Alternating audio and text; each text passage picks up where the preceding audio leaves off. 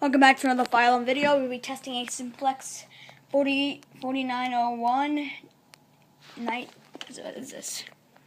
This is a 4901 9822 horn and a I don't know the model number of this. Wait, what is this? Ow. I don't know. Sorry. We'll be testing it anyway. I'll show you the model number in a second, but here we go. 3, 2, 1.